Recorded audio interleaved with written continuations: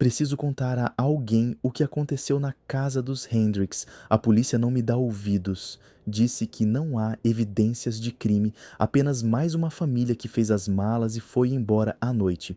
Mas eu sei que não é bem assim. Fui carteiro deles por 3 anos e famílias não desaparecem assim. Não famílias como os Hendricks.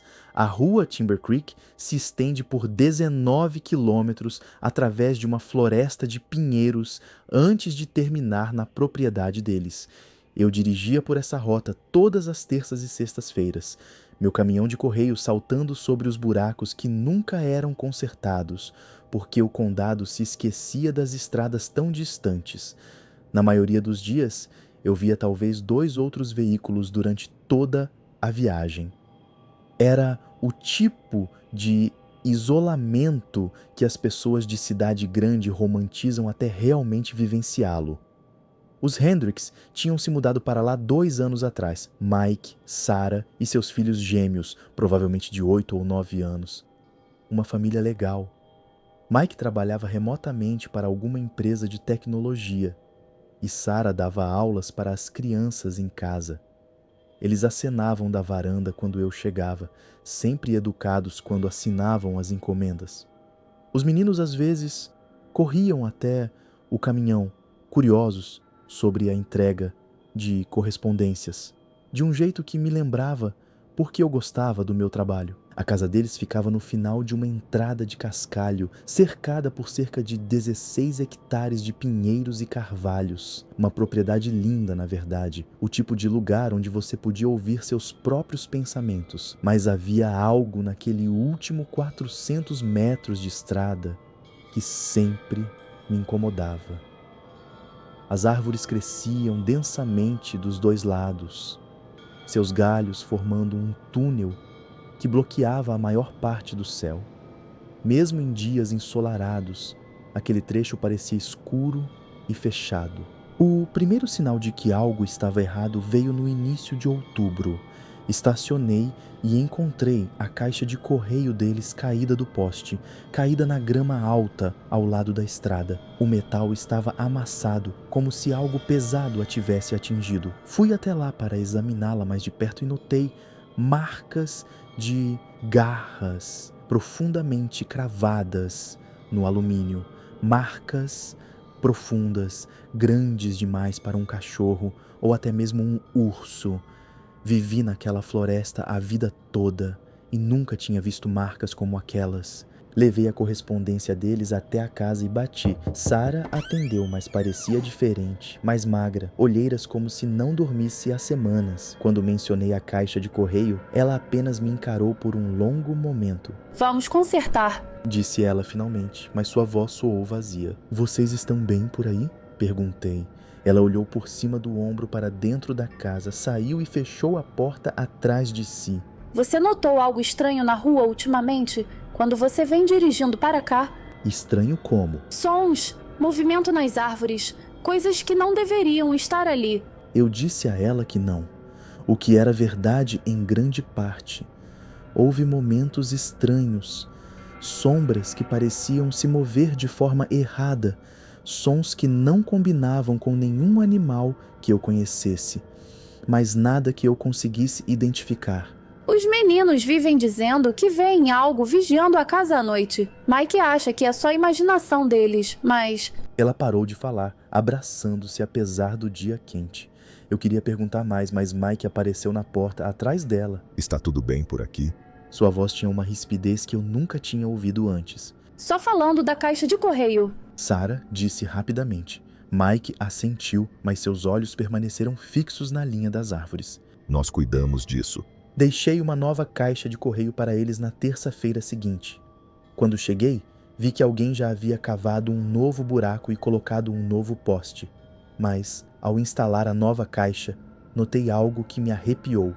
As árvores ao redor da propriedade deles tinham sido marcadas, não por nenhuma ferramenta.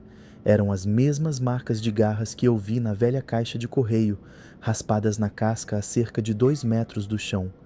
Elas formavam um círculo irregular ao redor da clareira onde ficava a casa.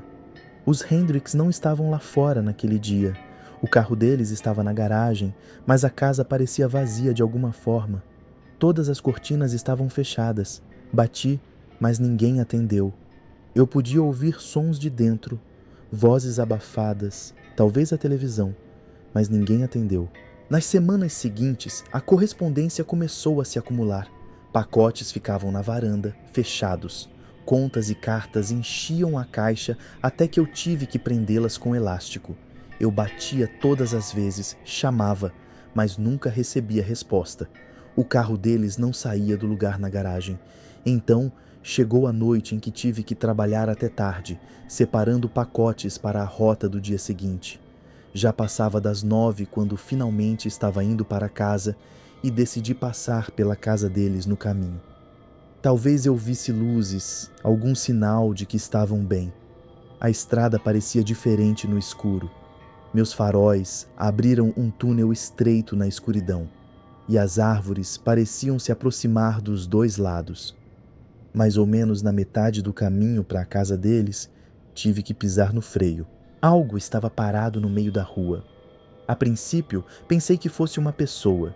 Tinha o formato aproximado de uma, 2 pernas, um tronco, algo que poderia ser uma cabeça. Mas, à medida que meus olhos se adaptavam, percebi o quão errada estava aquela primeira impressão. Era muito alto, talvez 2,5 metros.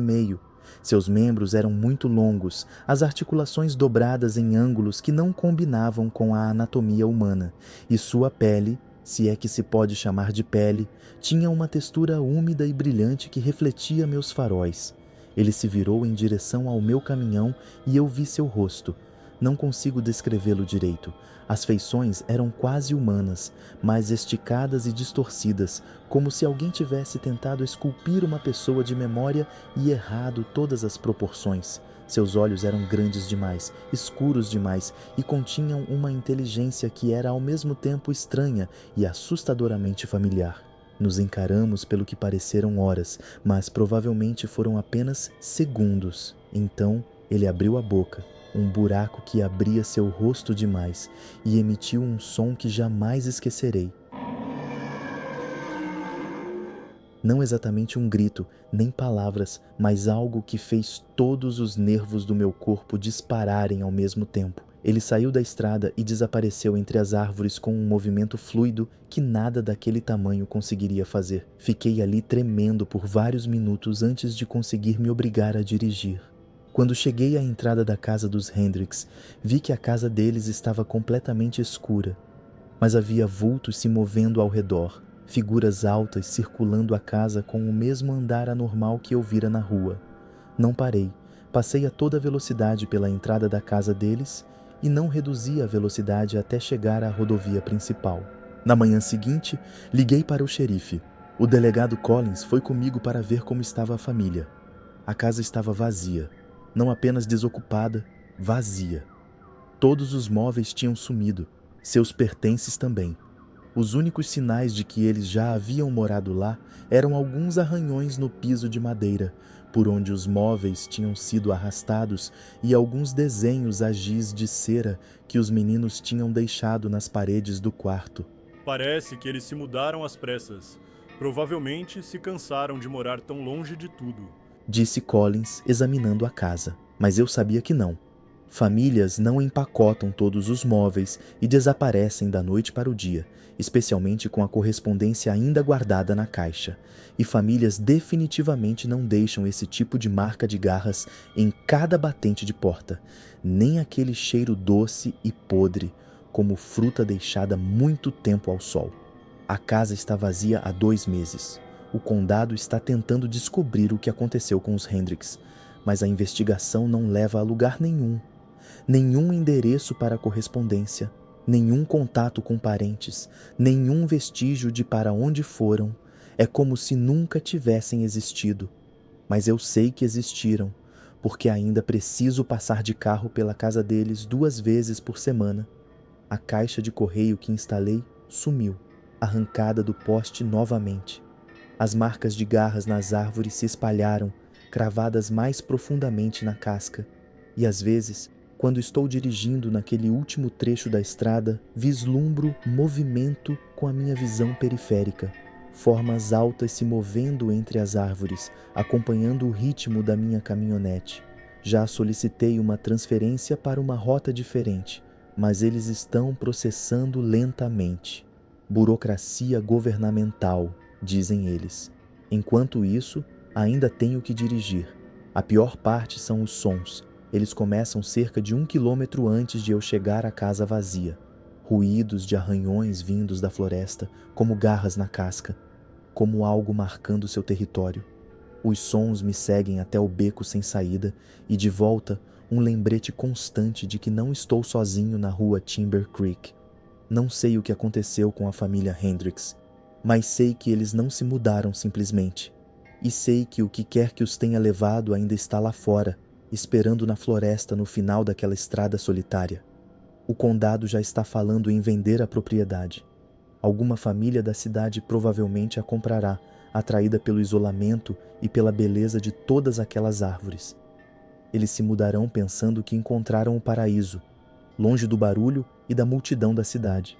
Espero estar errado sobre o que os espera lá fora, mas sei que não estou.